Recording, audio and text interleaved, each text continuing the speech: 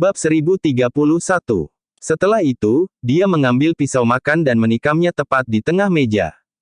Mengapa kalian berdua memiliki begitu banyak omong kosong yang keluar dari mulutmu?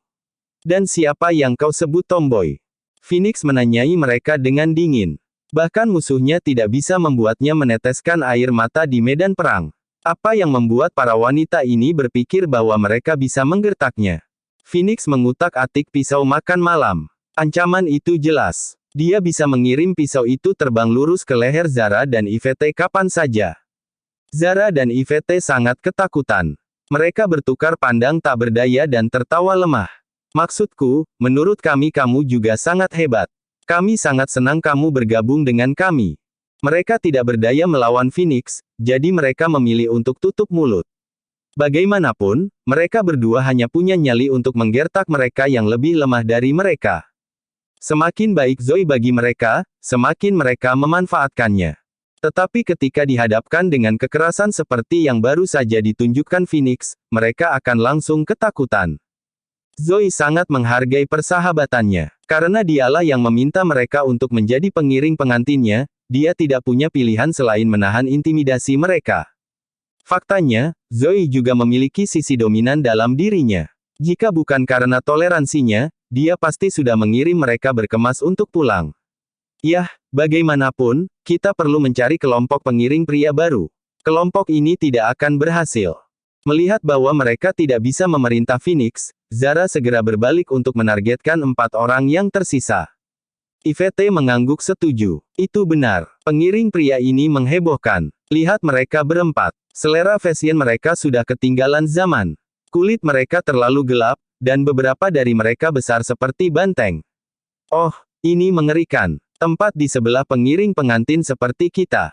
Itu mungkin karena Azure Dragon dan 3 orang lainnya mengenakan pakaian biasa, belum lagi gaya militer standar dan membosankan yang mereka semua miliki.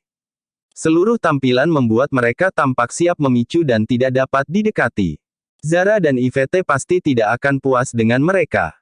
Zoe, kamu harus mendengarkan kami. Dapatkan beberapa model internasional. Mereka bahkan tidak perlu melakukan hal lain selain berdiri di sana, tetapi mereka akan membuat pernikahanmu terlihat jauh lebih bergengsi, saran Yvette. Tepat sekali. Pernikahanmu pasti yang terbaik. Zoe, perhatikan baik-baik para pengiring pria ini. Bagaimana caramu bekerja dengan mereka? Zara mendengus jijik. Zoe tertawa canggung. Menurutku mereka hebat. Mereka semua adalah sahabat terbaik Levi. Dia memperlakukan mereka seperti saudaranya sendiri. Sangat wajar baginya untuk mengundang mereka menjadi pengiring prianya. Zara dan Yvette merengut. Tidak mungkin. Mereka tidak bisa menjadi pengiring pria. Kami menolak untuk menerima mereka. Ekspresi mereka bahkan tidak benar. Aku benar-benar curiga bahwa mereka merencanakan sesuatu. Mereka tidak akan cocok untuk berdiri di samping kita. Setelah mendengar pernyataan mereka, Azure Dragon dan anak buahnya sangat marah. Pelacur ini benar-benar membutuhkan pendisiplinan. Mereka akan diam saat kita mendaratkan beberapa tamparan pada mereka. Sayang sekali mereka adalah teman Zoe. Karena alasan itu, mereka tidak berani mengungkapkan pikiran mereka, meskipun sangat marah. Yang bisa mereka lakukan hanyalah menelan amarah mereka dan tetap diam. Iris menghela nafas di sebelah mereka. Tolong kami semua, dan puaskan mereka, ya. Kami hanya memilih pengiring pria, jadi jangan terlalu memikirkannya. Namun, Zara mengejek dan menoleh ke Zoe. Zoe, kami baik-baik saja dengan membiarkan Anda memilih pengiring pria, tapi Anda harus memilih beberapa yang kami merasa nyaman. Jika Anda bersikeras memiliki mereka sebagai pengiring pria, maka kami berdua akan menolak untuk menjadi pengiring pengantin Anda. Yvette mengangguk. Iya, jika kamu bersikeras memilih mereka, maka kamu tidak dapat memiliki kami. Temukan beberapa gadis lain untuk menjadi pengiring pengantinmu. Huff. Zoe dengan cepat melompat ke dalam percakapan untuk menengahi situasi. Ayo, jangan seperti ini. Mari kita semua tenang dan bicarakan ini, oke? Zoe tidak ingin ada yang merasa tidak nyaman dan berharap mereka semua bisa mencapai konsensus damai. Sedikit yang dia tahu bahwa kebaikan seperti itu hanya akan mendorong kedua gadis itu untuk mencoba dan mengambil keuntungan darinya. Itu tidak akan berhasil. Zoe, kamu harus membuat keputusan. Entah kamu memilih untuk memiliki mereka sebagai pengiring pria, atau kami tetap sebagai pengiring pengantin. Itu salah satu atau yang lain. Zara dan Yvette bersikeras meminta Zoe membuat keputusan. Zoe bingung harus berbuat apa. Bagaimana saya harus memutuskan? Bagus. Persetan saja jika kamu tidak ingin menjadi pengiring pengantin. Siapa yang peduli dengan kalian berdua? Pada saat itu, Levi, yang kehabisan akal, berteriak marah pada Zara dan Yvette. Bab 1032. Ledakan kemarahan Levi yang tiba-tiba membuat semua orang terdiam. Aku sudah menoleransi kalian berdua untuk waktu yang sangat lama sekarang. Aku sudah menunjukkan rasa hormat padamu, tapi bagaimana denganmu? Kamu hanya sombong dan menyebalkan. Kamu telah dengan jelas menggambarkan kepadaku betapa gencarnya Beces akan berperilaku. Enyahlah jika Anda tidak ingin menjadi pengiring pengantin. Kami tidak peduli. Apakah Anda benar-benar berpikir bahwa kami tidak akan dapat mengadakan pernikahan kami tanpa Anda? Teriak Levi. Zara dan Yvette tercengang. Zoe tidak mengatakan sepatah kata pun tentang sikap mereka, tetapi Levi sudah sangat marah di hadapannya. Butuh 1 menit yang solid bagi mereka berdua untuk mendapatkan kembali bantalan mereka. Apakah kamu menyuruh kami pergi?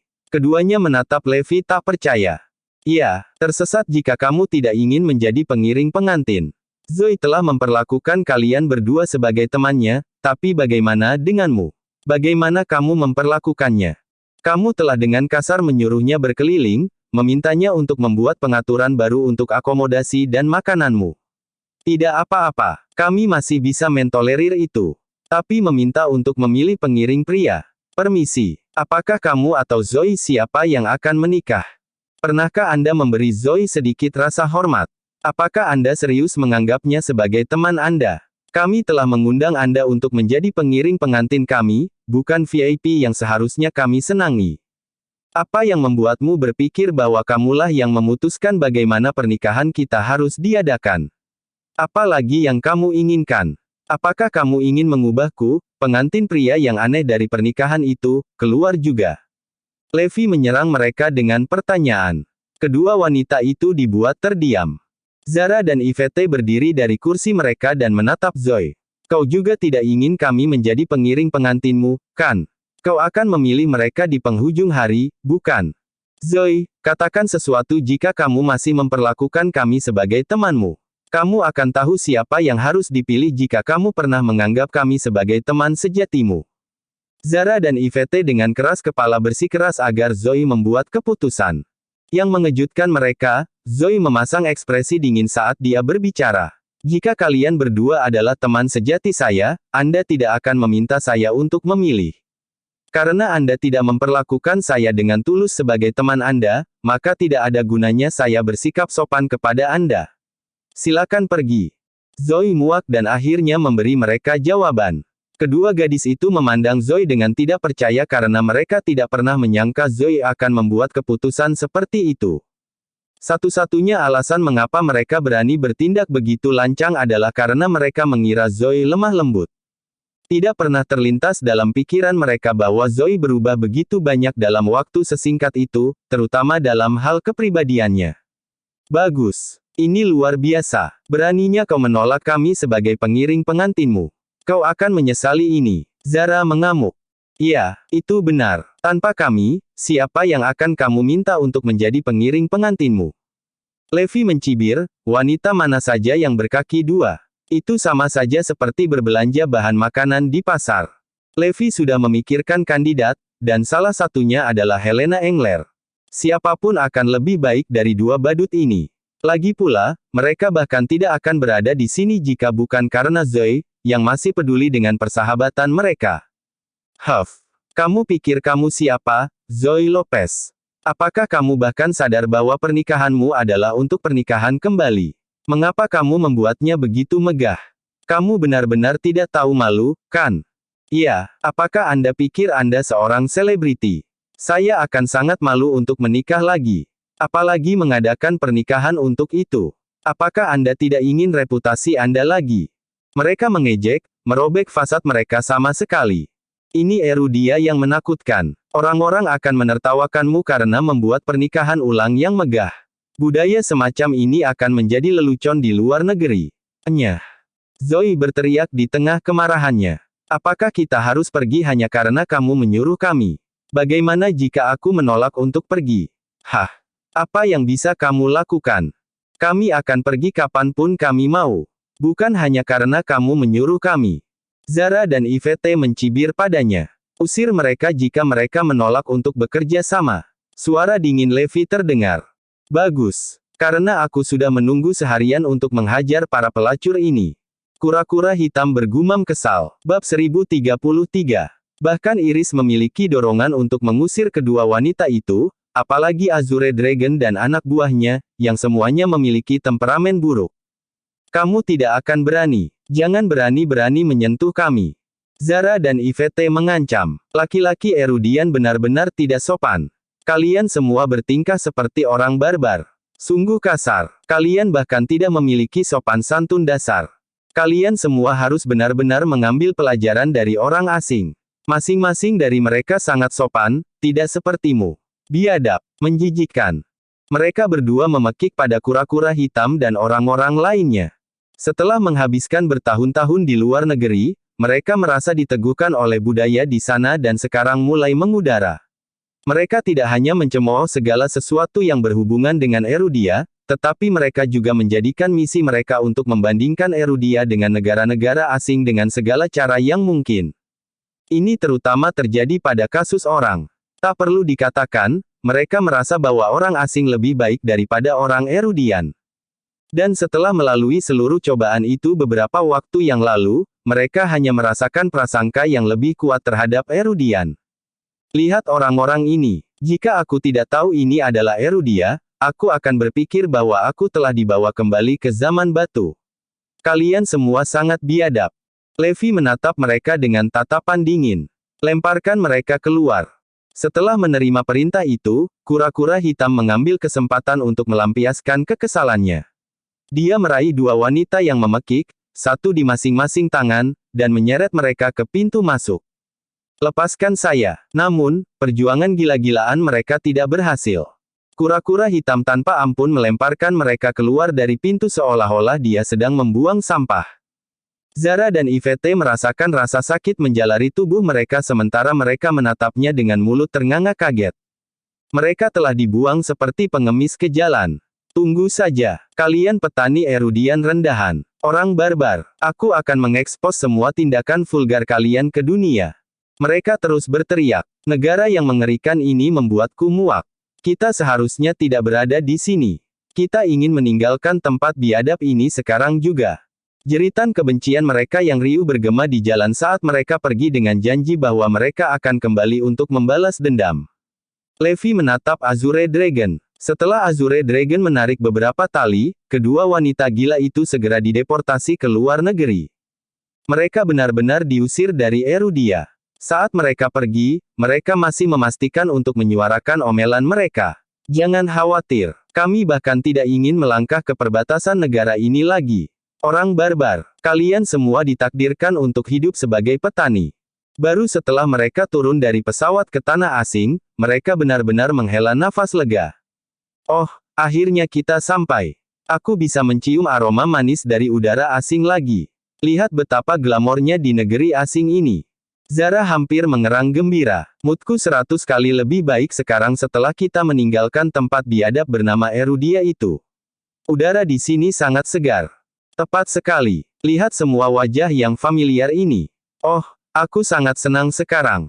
Erudian benar-benar membuatku muak. Serangkaian kata-kata jahat bisa terdengar sementara mereka berdua bertukar keluhan dengan putus asa.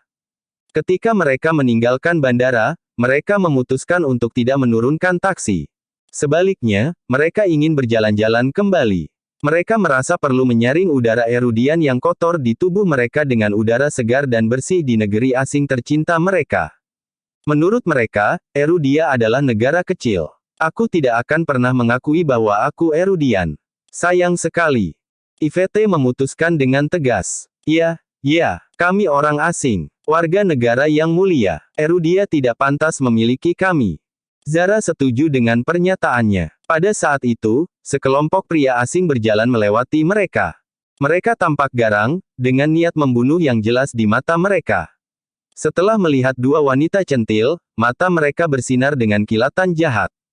Mereka mencabut belati mereka dan dengan cepat mengepung kedua gadis itu. Zara dan Yvette panik. Hati mereka berubah ketika mereka mengamati situasi. Mereka terlalu asyik dengan sesi keluhan mereka dan tidak peduli untuk memperhatikan lingkungan sekitar mereka.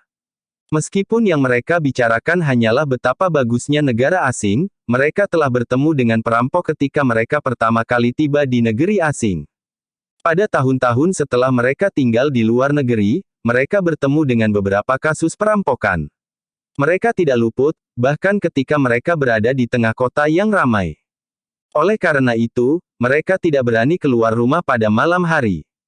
Malam ini, bagaimanapun, mereka tampaknya telah melupakan itu. Hehe, tidak butuh waktu lama bagi orang asing untuk mengepung para wanita. Bab 1034. Orang-orang asing itu mencibir saat mereka menilai Zara dan Yvette. Jika mereka beruntung, mereka akan merampok dan memperkosa malam ini. Tuan-tuan asing, begitu Zara pernah memanggil mereka, menamparkan bibir mereka saat memeriksa mangsanya. Ini tidak akan pernah terjadi di Erudia. Tidak peduli seberapa rendah mereka mengira Erudia, mereka pasti tidak akan dirampok di dekat bandara. Mereka juga tidak perlu khawatir berkeliaran di kota besar pada malam hari. Inilah yang disebut kehebatan negara asing. Orang asing itu, bangsawan, dan orang-orangnya, gentlemanly. Namun, itu jelas tidak terjadi pada saat itu. Kami akan memberimu semua uang kami. Zara mengambil segepok uang dan memasukkannya ke tangan para perampok. Hehe, orang asing itu mengambil uang itu dan melemparkan Zara dan Yvette ke pundak mereka. Kedua gadis itu nyaris tidak memiliki peluang melawan sekelompok pria kekar. Segera, mereka dibawa ke tempat yang gelap dan terpencil. Suara pakaian robek bergema di tengah keheningan malam. Lepaskan kami, dasar orang bodoh. Pergilah ke neraka. Kamu orang asing yang menjijikkan. Kamu binatang buas. Orang barbar. Kamu keji. Kamu tidak ada apa-apanya dibandingkan dengan pria Erudian. Erudia jauh lebih baik. Aku ingin kembali ke Erudia. Orang asing hanyalah sampah. Zara dan Yvette memekik putus asa. Namun, tangisan mereka segera ditenggelamkan oleh tawa jahat, tuan-tuan asing itu. Sungguh ironis bagaimana kedua wanita itu hanya memuji negara asing dan warganya beberapa waktu lalu.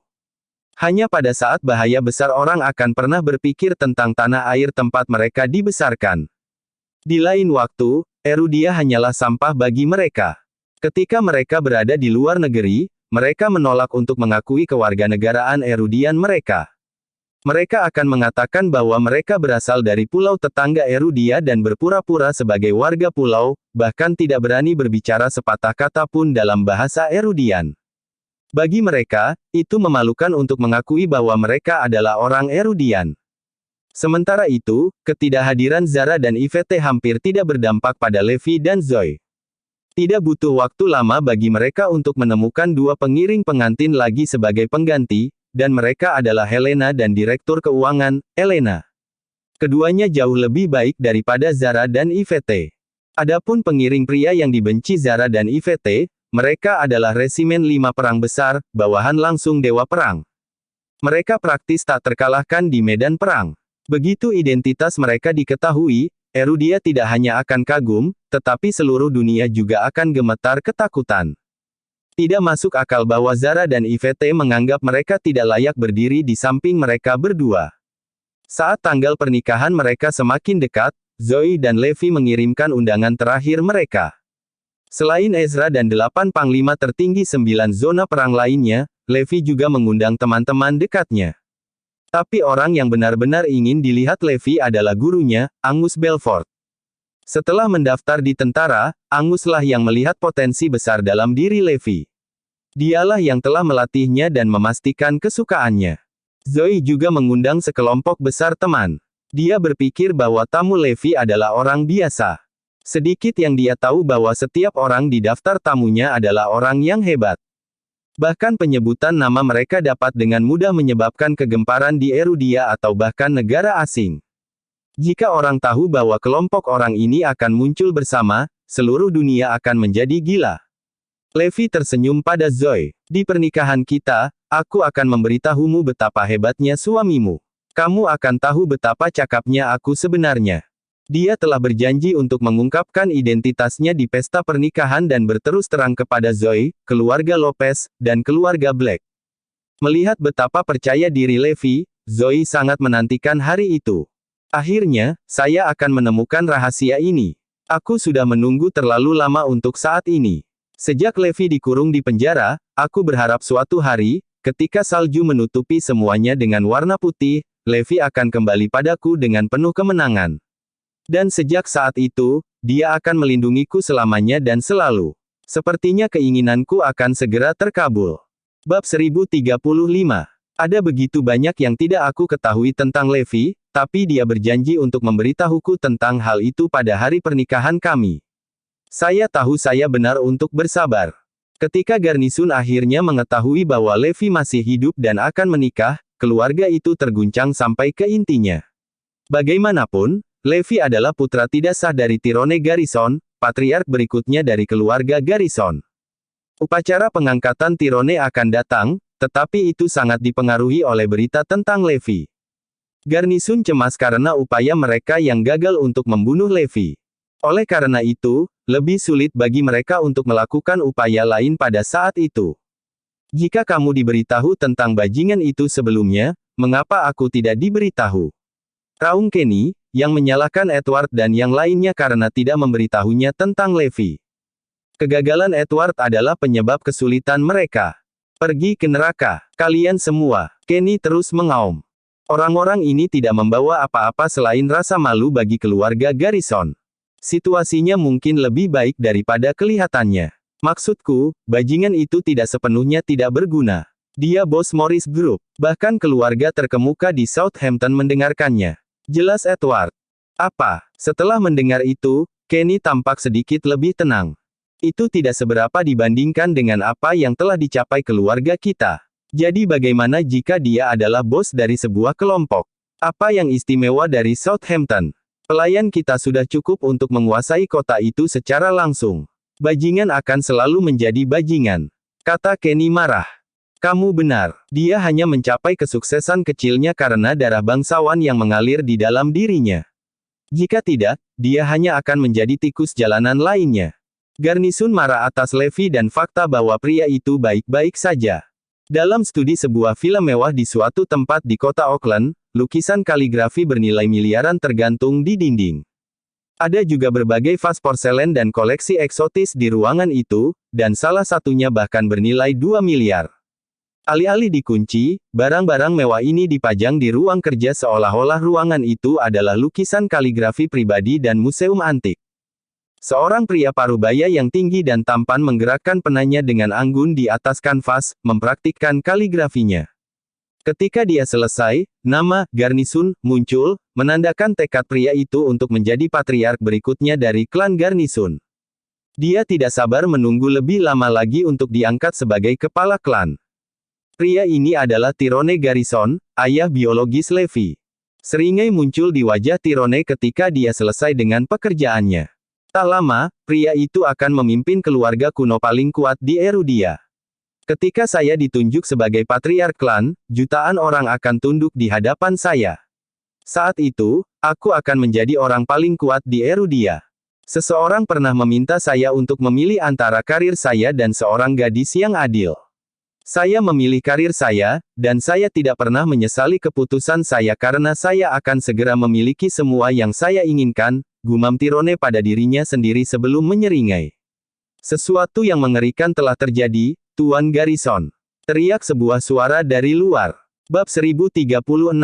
Ada apa sih? Tenangkan dirimu. Perintah Tyrone dengan dingin. Pelayan itu hendak berbicara ketika seorang wanita bergegas masuk dari belakang. Kami dalam masalah besar. Bagaimana Anda masih berminat untuk kaligrafi Anda? Mengenakan pakaian mewah, wanita itu sangat siap dan tidak terlihat seperti bangsawan. Meskipun Olivia sudah tua, pesona dan sikap anggunnya tidak ada bandingannya. Olivia adalah istri Tyrone dan ibu Damien.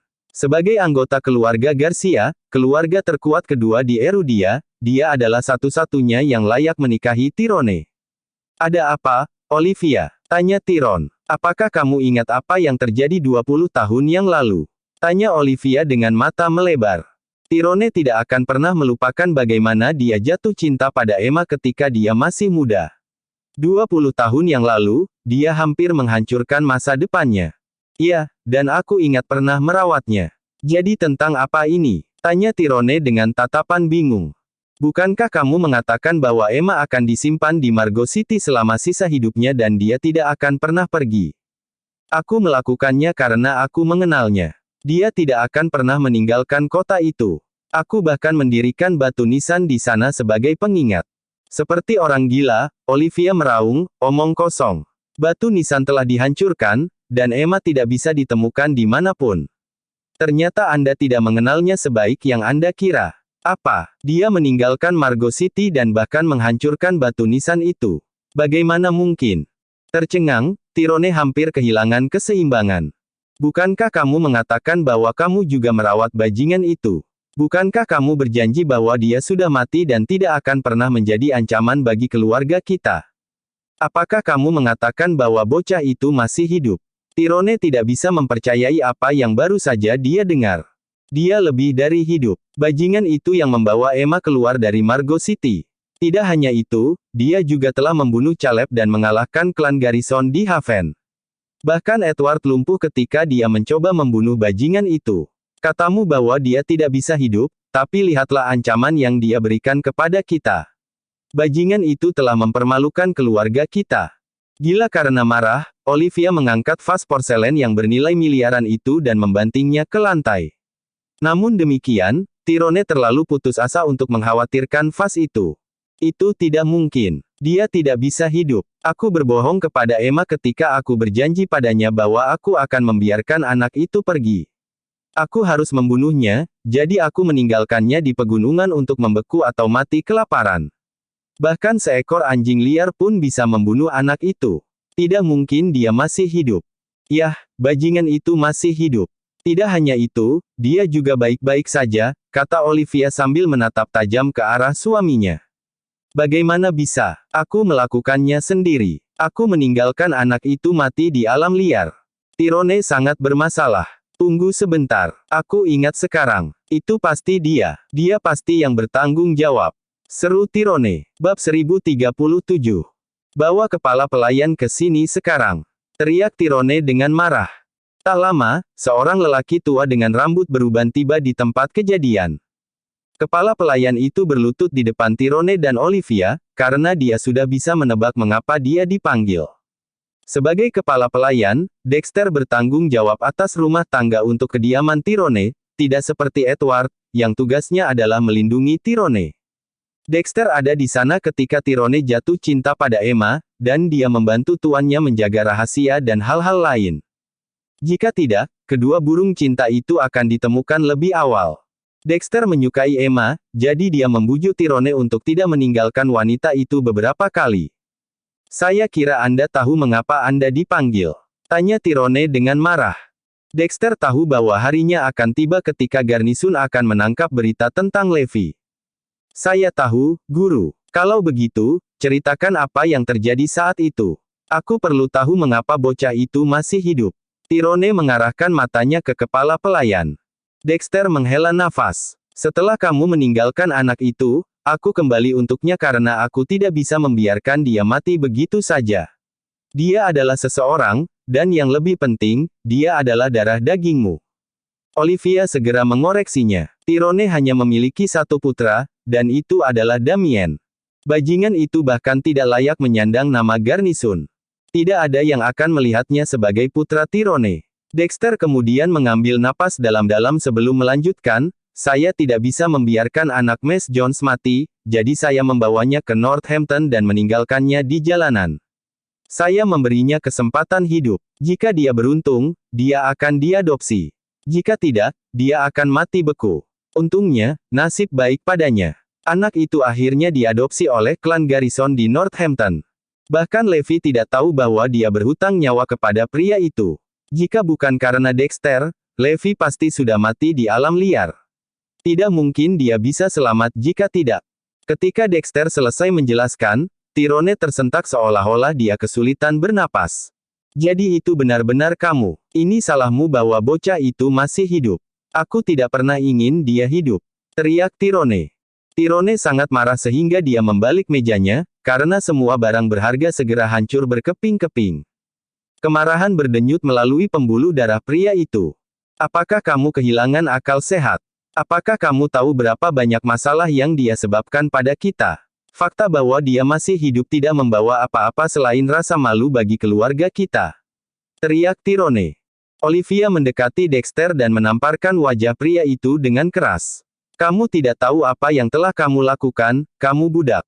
Sekarang semua orang di Erudia tahu Tyrone memiliki anak haram, bagaimana dia akan memimpin keluarga kita? Siapa yang akan mendengarkannya sekarang? Apakah kamu pikir keluarga kita dapat menanggungnya? Rasa malu ini, aku harus membunuhmu di tempatmu berdiri. Saya sadar akan apa yang telah saya lakukan, tetapi saya tidak tega membiarkan anak itu mati begitu saja. Saya tidak dapat memaksa diri untuk melihat ke arah lain. Bahkan setelah semua itu terjadi, saya tidak akan dengan cara lain, desak Dexter. Tyrone dan Olivia tercengang dengan jawaban pria itu. Kamu benar-benar masih percaya bahwa kamu telah melakukan hal yang benar. Kamu pasti memiliki keinginan mati. Teriak Olivia dengan mata melebar. Dia siap membunuh pria itu karena menyelamatkan Levi. Bab 1038. Iya, nyawa manusia lebih penting daripada reputasi, dan kita berbicara tentang daging dan darah tuanku sendiri. Tidak peduli bagaimana Anda mengatakannya, darah tuan mengalir di pembuluh darah bocah itu. Dexter tetap keras kepala. Aku akan membunuhmu, raung Olivia sebelum dia mengambil pedang di ruang kerja dan mengayunkannya ke arah Dexter. Kepala pelayan menutup matanya dan siap mati ketika Tyrone berteriak, tidak.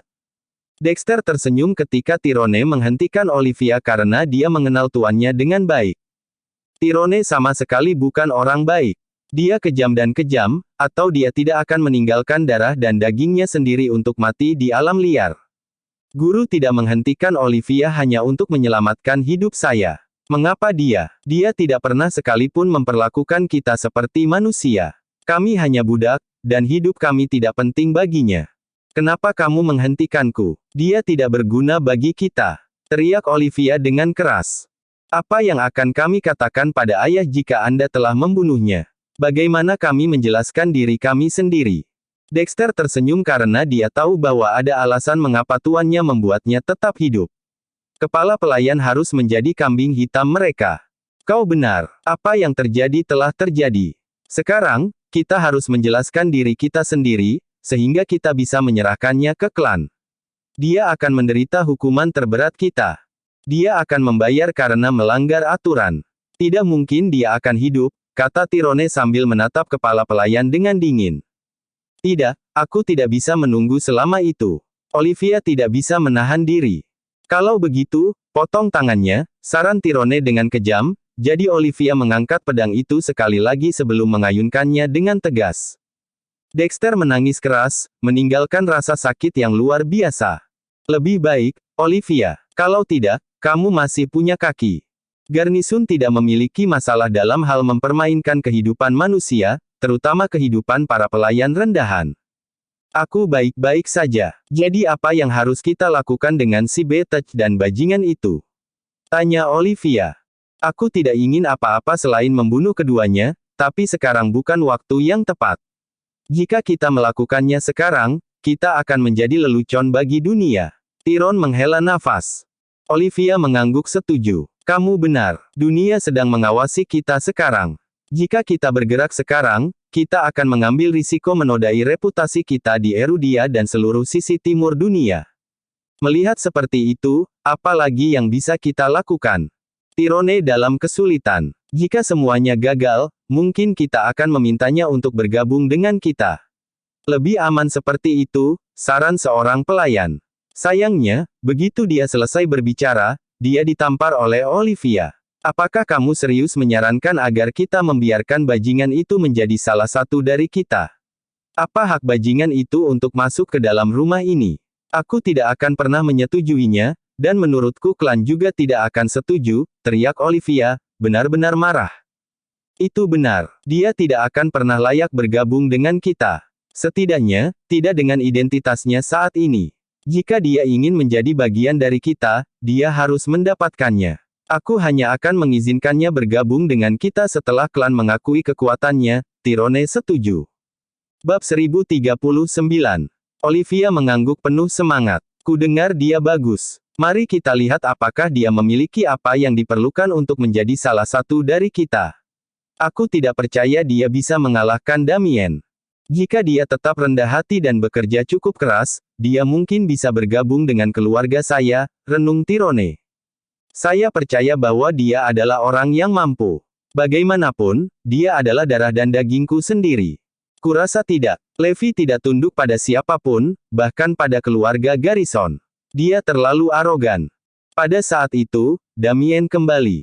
Bahkan bukan keluarga Garrison, katamu. Tyrone dan Olivia terkejut karena Garnisun adalah keluarga paling kuat di Erudia. Siapapun yang menolak untuk tunduk pada Garnisun adalah gila atau bunuh diri. Damien, bajingan itu benar-benar mengatakan itu? Tanya Olivia. Aku sudah mendengar tentang dia untuk sementara waktu sekarang. Aku hanya tidak pernah menyebutkannya. Dia menantang Garnisun berkali-kali. Dia bahkan meneleponku di telepon. Apa? Dia memanggilmu? Tanya orang tua Damien segera. Iya, saya tidak pernah berharap dia menghubungi saya. Saya pikir dia ingin meminta maaf, tetapi dia hanya menelepon untuk mengancam saya. Dia mengatakan bahwa jika saya memberitahu Anda sesuatu tentang dia dan Emma, dia akan membuat kita membayar dia. Damien kemudian mengulangi semua ancaman Levi kepada orang tuanya. Ketika Damien selesai, Tyrone meninju dinding dengan marah. Tiba-tiba, celah seperti jaring muncul di dinding. Belum pernah saya mendengar ada orang yang begitu sombong. Dan disinilah aku, berpikir untuk mengizinkannya bergabung dengan keluarga meskipun dia tidak memenuhi syarat. Beraninya dia mengancam kita seperti itu. Tyrone meraung, suaranya seperti guntur. Olivia sama-sama marah. Dia tidak hanya mengancam Damien, tapi dia juga mengancam seluruh keluarga kita. Dia tidak punya apa-apa pada Damien, apalagi seluruh keluarga kita. Dia hanya bisa bermimpi menjadi sebaik Damien. Tidak peduli seberapa keras dia mencoba, dia tidak akan pernah sebaik Damien. Tyrone setuju. Damien adalah kebanggaan terbesar Tyrone karena para tetua keluarga mengatakan bahwa dia adalah orang jenius pertama yang lahir dalam keluarga dalam 1 milenium. Bagaimana Levi bisa berharap untuk dibandingkan dengan Damien? Tidak mungkin. Jangan khawatir. Levi menggonggong tanpa gigitan, Damien meyakinkan dengan seringai. Oleh karena itu, orang tuanya mengangguk puas. Kamu bisa mengandalkanku. Aku akan membuktikan kepadamu bahwa ayah benar meninggalkan Levi dan ibunya. Bajingan itu tidak cocok untukku karena aku jauh lebih kuat daripada dia, lanjut Damien. Itu anakku. Tunjukkan pada bajingan itu apa yang bisa kamu lakukan. Tyrone sangat senang dengan putranya. Jangan khawatir, ayah. Ketika dia bertemu denganku, dia akan tahu apa artinya menjadi kuat. Aku akan memastikan bahwa dia akan mengutuk hari dia dilahirkan. Janji Damien. Bab 1040. Melihat betapa yakinnya putra mereka, Tyrone dan Olivia sangat senang. Nah, itu anak kami, kebanggaan kami. Terlahir sebagai jenius dengan garis keturunan terkuat, putra kami selalu menjadi anak ajaib, dan pelatihannya hanya membuatnya lebih kuat. Pergilah, anakku. Pergilah ke selatan. Setelah bertahun-tahun di Auckland City, inilah saatnya bagimu untuk mengeluarkan potensimu, perintah Tyrone, yang hidupnya terlalu berharga untuk dipertaruhkan. Khawatir akan keselamatan Tyrone, Garnisun mengepung pria itu dengan ribuan penjaga kemanapun dia pergi. Olivia mengangguk setuju. Sudah waktunya bagimu untuk melihat dunia dan membiarkan semua orang menyaksikan apa yang bisa dilakukan oleh seorang jenius sejati. Nada suara ibu kemudian berubah. Meskipun demikian, kita juga harus memastikan Damien aman. Saya setuju. Kami hanya akan mengirim yang terbaik untuk melindunginya dan memastikan tidak ada hal buruk yang terjadi, kata Tyrone. Olivia lega mendengar suaminya mengucapkan kata-kata seperti itu. Saya juga akan berbicara dengan ayah saya dan meminta dia mengirim elit keluarga kami. Damien tertawa sebagai jawaban. Kalian berdua sepertinya tidak mempercayaiku sepenuhnya. Aku sendiri sudah cukup untuk menghadapi selatan. Tidak perlu perlindungan apapun. Kami tahu bahwa Anda pasti yang terbaik di antara rekan-rekan Anda, tetapi Anda terlalu penting untuk itu. Anda adalah masa depan dari dua keluarga kuno yang paling kuat, jadi kami tidak dapat membiarkan apapun terjadi pada Anda, sedikit risiko, jelas Tyrone. Aku mengerti, Ayah. Kamu akan segera mendengar kabar dariku. Aku akan memberi Levi kejutan di pernikahannya, janji Damien dengan cemberut jahat. Bagus. Buat dia menyesal telah mengejek keluarga kita dan ingatkan dia betapa tidak berartinya dia. Tyrone terkekeh. Ibu, apa yang terjadi dengan kepala pelayan?